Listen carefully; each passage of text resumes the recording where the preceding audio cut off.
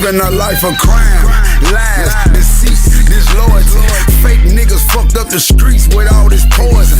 Anything pop off, motherfuckers recording it. Broke bitches choicing. Damn, my mama warned me. Damn, I should've listened. Somebody come tell you how I'm wrong and all that stuff like that. But I appreciate the consideration and I appreciate the time. Thank you. Thank you. All right, Mr. Coveney, do you need to be connected back to the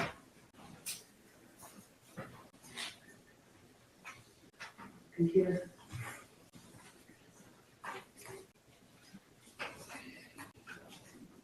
I'm sorry, Ms. Thomas. My apologies.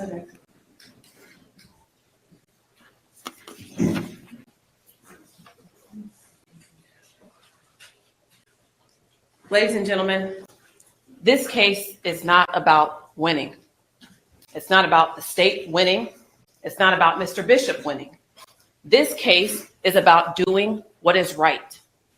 This case is about getting justice for Miss Newell. Now, Mr. Booker proposed a number of questions to you all. Ask Ms. Thomas this, ask Ms. Thomas that. Why didn't we play the body cam? Mr. Booker knows the rules of evidence. They say, if a witness gives an inconsistent statement, you can play the prior statement. You know why that prior statement wasn't played? Because it wasn't inconsistent. She testified, yes, I said lovemaking. Yes, I said I wanted the deed. Yes, I said that. So that is the answer to your question. Mr. Booker is very skilled. He knows the rules of evidence. He knows what evidence is allowed. If that evidence was inconsistent or contradicted something Ms. Newell said, you would have heard it. It did not.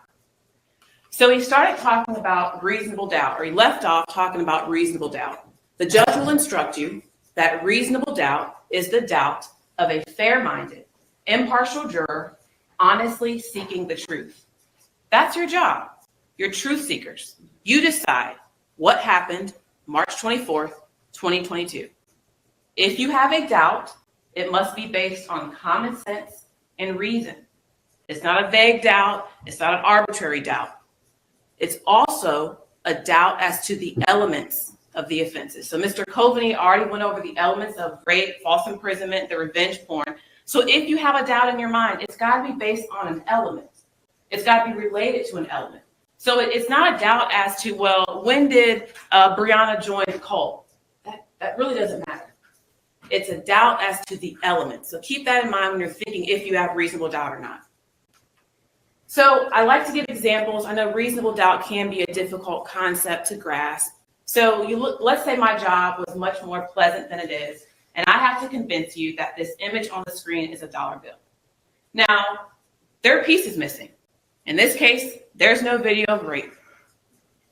Obviously, rapists don't record themselves sexually assaulting someone. There are pieces missing. I recognize that. No case is perfect.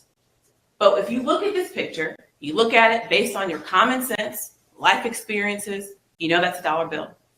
Just like in our case, you take a step back, you look at the picture as a whole, and context matters. That's why we presented, I think, 11 witnesses. Context matters. You look at the picture as a whole, you know what happened March 24th, 2022. So it seems like ages ago now that we picked you all, I believe it was last Wednesday, the 21st. And many of you had life experiences, or you knew someone who suffered a traumatic sexual assault. And all of you said, even though I carry that life experience with me, I can still be impartial. We went through hours of questioning you all. And every single one of you said, yes, I can be impartial. And if you sit here now and you feel like, and you believe Mr. Bishop is guilty, you have to ask yourself, what got you there? What got you from completely impartial last week to guilty this week? It's the evidence, witness testimony, pictures, audio recordings, the defendant's videos. Evidence is what got you there. Like Mr. Coveney said, the testimony of a single witness, if believed, is sufficient to establish a fact. So while we don't have to prove corroboration, we do because it's helpful. But the only person we called, and she testified that this sexual assault, that this rape happened, and you believed her, you're authorized to convict. So the defense, there's a number of them. She's lying, she's inconsistent. As I mentioned, if there was something inconsistent in that interview with the T or her interview with the detective, you would have heard it. Videos, photos, audio recordings. Y'all think we've been here long now. Imagine if we played every single video this man has ever recorded. As Mr. Booker said, the state has the burden of proof in this case. It's our responsibility. Defense doesn't have to call a witness, doesn't have to produce evidence, but they have the same subpoena powers that we do. If there was something in Mr. Bishop's phone on his YouTube that exonerated him, you would have seen it. It doesn't exist. So the fact that we didn't come in and play 1,000 YouTube videos or show photographs is of no consequence. As I mentioned, most rapists don't video record it. Of course, Mr. Bishop wasn't going to do that. No physical evidence. If there was DNA or semen on Mr. Bishop's bed, would that have really given you any indication? No, because there's no dispute as to whether or not intercourse occurred. We know that. What you have to decide, was it forceful? Was it against her will? So let's talk about the current members. I suppose they're in the hallway, but all of them justified the physical abuse. Everything bad about Mr. Bishop, oh, that was just an act. Oh, we were just doing that for clout. That's a lie. He did it, and it wasn't for clout. It wasn't to act. It wasn't to get the people to watch. That's how he felt. Let me slap you to get you in line. Juliano Diaz. I asked him on cross, have you ever seen Mr. Bishop slap somebody? Oh, no, never. No, he's never been physically violent. That was a lie. He is a liar. That's a lie. Because I specifically asked him, there's a video, Mr. Diaz, with you, Mr. Bishop, and another individual named Loyal. Oh, yeah. And in that video, Mr. Bishop slapped Loyal. Then he remembered, then there was an explanation. Same thing with Miss Wade. She has got loyalty that I've never seen. To take this witness stand and lie and say, yeah, I'm the one that posted it. Admitting to a crime in a courtroom full of people, in front of deputies, in front of the media, that's a lie. Mr. Bishop posted it. But imagine that loyalty to come in here, take the stand and say, yeah, I'm the one that posted it. I submit to you, she didn't. But if she did, Mr. Bishop told her to do it. And then this lie about, well, we do everything for clout. You know, we saw Chris Rock get slapped. He got the attention. And you know, we really liked that. That was March 27th. That was well after they started slapping each other. That was a lie. She is a liar. She is unworthy of your belief. And Miss Wade, Miss Dulay, Miss Buckner, you didn't hear from Aaliyah, but Miss Wade and Miss Buckner all told you, or both told you, that they talked to Mr. Bishop over 80 times since last week. We are, 8 days from when we started? Over 80 times. You can only imagine the conversations they had. I believe Ms. Wade admitted, yeah, we talk about the trial. He tells me what people are saying. We discuss what Jeanette said. You think he didn't influence her testimony? Of course he did.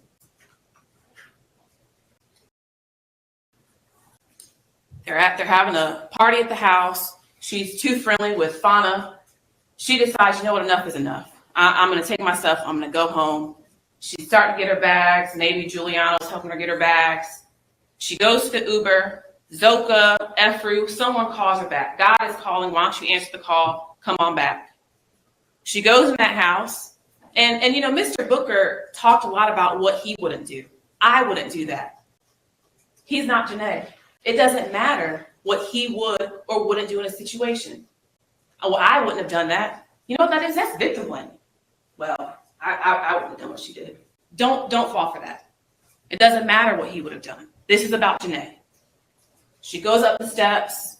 And you know, Amanda Blanchard, the domestic violence expert, told you that there's still feelings of attraction between an abuser and a victim. And we'll get to her testimony. But she goes up the steps. She's trying to say bye to him. He pulls her in the room. And she's like, no, I gotta leave. I don't want to do this.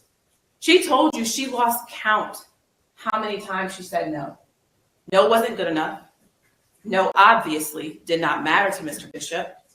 He took her in that bedroom, raped her. She told you that her body began to reject him. And he believes, oh, how dare you have an orgasm and I don't. So he flips her over and penetrates her from behind. And she told you in that moment she was still saying no. At that point, she said she was crying, but he kept going until he ejaculated. She told you she lost count how many times she said no. All it takes is one time. One time. One time wasn't enough for Mr. Bishop. Why didn't Janae report immediately? Remember, she told you that part of this group was us versus them mentality. The police aren't going to help you. It's the white man versus us. They're not going to help you. That's why she didn't go to the police. She doesn't think they can help her. He's conditioned them to think the outside world is Babylon. They're hell. They can't help you. Why would she run from law enforcement? And when she reported the statement to Officer Hugh that there was revenge porn, they were outside in a parking lot. Can you blame her for not reporting a rape? They're outside in a parking lot. And she's still trying to process what has happened to her. She doesn't really know what happened to her. Even when she did the interview with the T, she told you, I still felt some sense of loyalty to him. I'm still trying to protect him. I believe that was maybe a week after this happened. She still felt like she had to defend him. Now, why you should believe Janae, we'll get to some reasons why, but think about how humiliating it was for her to take that stand and watch those videos. I can't think of anything more embarrassing. I watched y'all's faces. Some of y'all didn't even want to look. And while we're talking about the videos, those videos are in evidence. If there is a piece of evidence you want to see or hear that you don't have in the back, sometimes the CDs you won't have because there's nothing to play it back there. But if there's something you need to hear or see again, the judge will instruct you on how to communicate with the court that you want to see or hear it again. But on those videos is the defendant's Twitter page, and it's the date on the actual video. It was posted March 27th, so there's no discrepancy on when it was posted. But how embarrassing for her to have to sit in here and watch close to 3 minutes of her having consensual sex with the defendant. Ms. knew that when this case went to trial, that would happen. A courtroom full of people, Mr. Bishop, his supporters, the news, the state, the defense, spectators.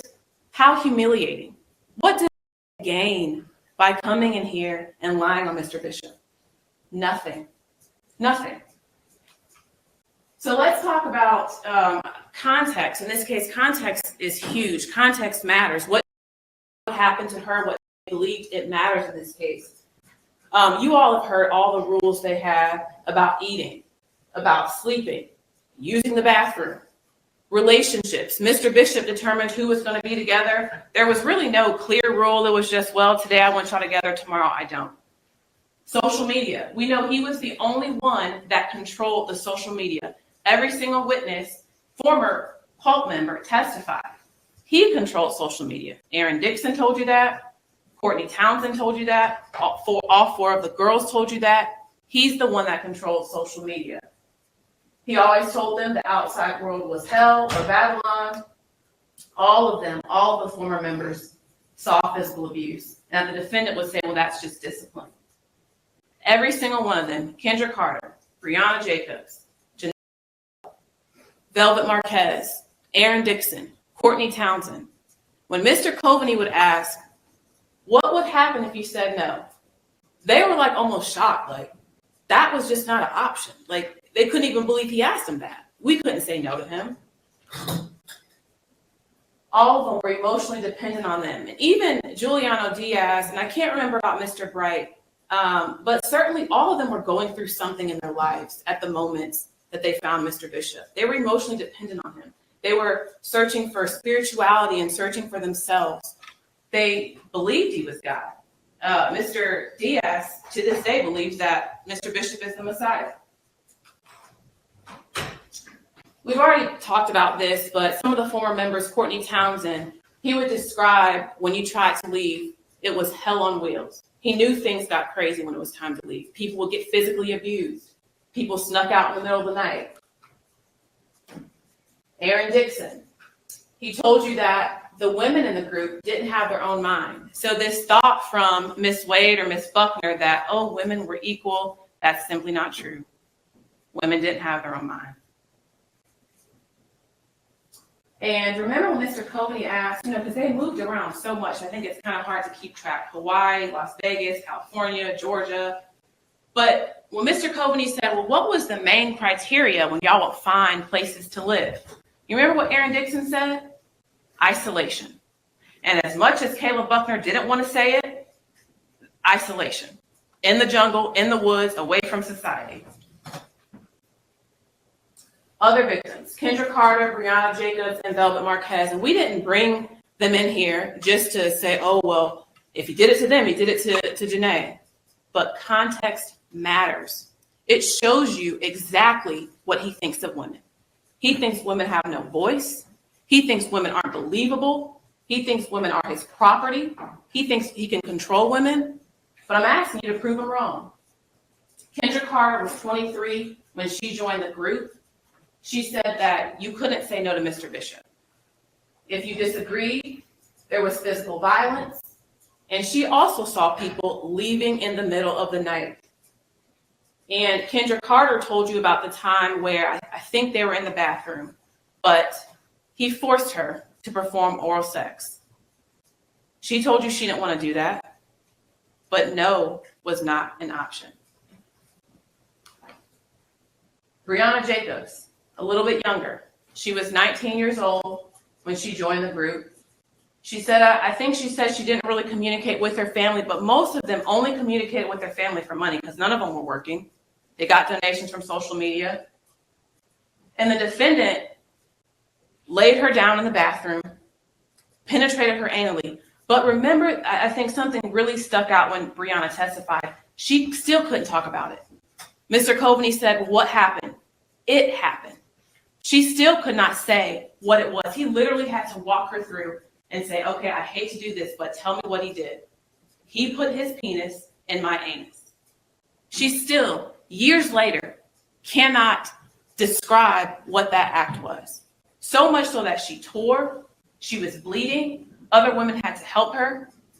And she said, Mr. Booker asked her, well, did you say no? And she said, I shut down. I froze. I couldn't say anything. Consistent with what Amanda Plancher said. Fight, flight, freeze. Breonna couldn't say anything. But even if she did, would it have mattered? No, not to Mr. Bishop. Even if she did say no, even if she did scream, it wouldn't have mattered. Velvet Marquez was 20 years old when she joined. She said that the physical abuse started when she was pregnant carrying his child. And again, what does Velvet Marquez gain by coming in here knowing that the video of her giving Mr. Bishop oral sex would be on display on a huge monitor behind me with the news here, with Mr. Bishop here, with a courtroom full of people? She gains nothing but humiliation. Mr. Rick Allen Ross, we brought him in here to give you context because honestly, this whole thing defies logic. I watched y'all's reactions at some point, and I can see the wheel spinning because it took me some time to, how do people get here? How? Because it defies logic. But there were 3 qualities he gave or characteristics of a cult leader or a destructive authoritarian leader. No meaningful accountability, Eligio Bishop, because no one is above him. Thought reform, coercive persuasion. They come in, you unfreeze them, you change them, you freeze them again to make them believe what you want them to believe. And then the leader does harm. Mr. Bishop fits every single one of these.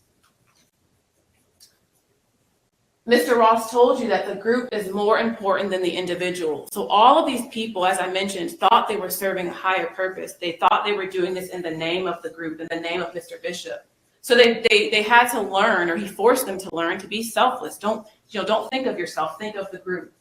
They all thought they were serving a higher purpose. Mr. Ross talked about, I think I asked him, why do people stay in these groups that are harmful? And he said there's just exit costs. I think Mr. Dixon showed some of that, some regret, some embarrassment. Like, how did I let myself actually believe this guy's God? Some guilt. Those things weigh on you. They stick with you. Even Kendra. Do you remember when she testified that when she was packing her bags and leaving, she was one of the ones hitting her, like corralling her, get your stuff, come on. You're weak, you're going to your lower self. You imagine how hard that was for Kendra? But there's exit costs. There's feelings of regret and disappointment of leaving. And again, group loyalty, they all want to defend Mr. Bishop. Amanda Blanchard, who testified as an expert in the field of domestic violence, said that most victims don't leave at the first sign of abuse. So it doesn't matter what Mr. Booker would have done. It doesn't matter. A lot of you know someone who's been in an abusive relationship. Y'all know it takes time. Ms. Blanchard told you that most times victims in these types of relationships, it takes 7 times for them to actually leave. And the most severe acts of physical or sexual abuse occur when the victim refuses to be dominated. In that moment, in that bedroom on Arbor Chase, and in that moment, she refused to be dominated. And what happened? The most severe act of sexual abuse, rape.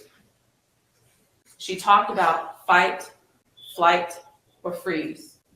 And as Mr. Coveney said, we don't have to prove there was some physical struggle. Mr. Booker asked every witness, what did you hear? Screaming and yelling?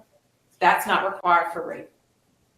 All rape is not stranger danger, dark alley, let me fight back, let me rip your clothes. Fight, flight, or freeze. And if he forced her to consent because he's threatening her or she knows what's going to happen, that is not consent. And when she says, I just said okay, acquiescence because of fear, because of intimidation, not consent. Been just completely upended by this trial. She is the source of so much online drama. So I think she even talked about getting threats. She has nothing to gain by coming in here and telling you all what happened. Mr. Bishop wanted to control her before, who you can date, who you can love. During, he controlled whether or not she was going to give him what he wanted. And he's trying to control her now. Her voice. He doesn't want you all to believe her. He wants you to render her unworthy of belief. Do y'all remember in his interview how many times he said, oh, she's a prostitute? And so what if she was? Oh, you can't believe her. She's a prostitute. Does not matter. He doesn't care about her consent because we know she left March 24th, March 25th. Those videos were posted days later. No means no. One time. One time. You don't have to say it 5 times, 10 times, 15 times. One time. No means no. And as Mr. Coveney said, I think something that is just huge in this case. If you find this new submitted to sexual intercourse because of fear or intimidation, you can find it occurred without her consent. Sexual intercourse obtained through fear or intimidation is not consensual. Kendra Carter, she said something that was so powerful to me. She said it when she was finishing up on cross-examination. And she said, Mr. Booker asked her, well, weren't there some really good times? And she paused. Y'all remember that? She paused and she just broke down. And she said, I was never really happy. I wanted it to be good. I wanted to make a difference. I wanted to reach humanity, to change the narrative because Black people mattered. You all remember what was going on in 2020. She was hoping that she could change the narrative. Mr. Bishop pretended he could be that person to change the narrative. I'm a Black male. Y'all come live with me. let's push out something that's different. But he became their worst nightmare. He undid everything they were trying to do inside themselves. I thought that was so powerful. That's what Kendra wanted. That's what I think everybody wanted that joined this group. And he let them down. You want to know if he's guilty?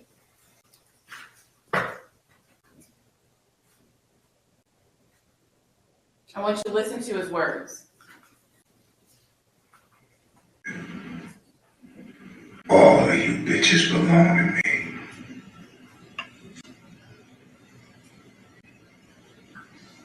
All of you bitches belong to the three. And I will have my way with you as I see fit. When I want, where I want, how I want. And if any one of you disrespect me, into the abyss you go. And I will have my way with you as I see fit. When I want, where I want, how I want. So if you say no, I'm going to take it anyway because I want it. How I want. So even if you fight back, even if it's not consensual, I'm going to take it. His words, not mine. If you want to know if he's guilty, look at his actions. I'm not playing with you. She probably wants you to take that shit. You know what I'm saying? And that's how women get it. They want you to take it. You asking for the vagina. I don't know why you doing that, my nigga. Like, stop asking for pussy, man. Take that shit. If that's your woman, that's your pussy. Take it. Take it. That's what he actually believes. And that's what he did to Janelle on March 24th, 2022. Stop asking for it. Take it. That's your woman. That's yours. His words, not mine. We are here because of his words and his actions. Mr. Bishop had a choice that day. He could have just let her leave the group, go on about her business. But he didn't. So your role is to determine what happened. This is your community. All of you live here in DeKalb County. Many of you worship here. You got kids that go to school here. This is your community. And so you get to send a message. That's what your verdict is. Your verdict is your voice. Your verdict is your message. And so what I'm asking you to do is go back there and hold Mr. Bishop accountable. I'm not asking you to say whether he's a good guy or a bad guy. That's not your job. That's not my job. But your job is to judge his actions. And I'm asking that you hold him accountable for what he did to Janae on March 24th, what he did to Janae by posting her videos on March 27th, 22. And I ask that you go back in that jury deliberation room and find Mr. Bishop guilty on all counts in this indictment. Thank you. All right, thank you. All right. Hey yo, if you enjoy this content, please support the channel at and oh yeah, don't forget to follow me on all my social media platforms, especially Rumble, because I can put content on there that I can't put on YouTube. So please support that. I will put my beacon link in the description box. That way you can follow me on all social media, Discord, Facebook, Twitter, wherever. You can follow me wherever. Please support the movement. CV Killer forever.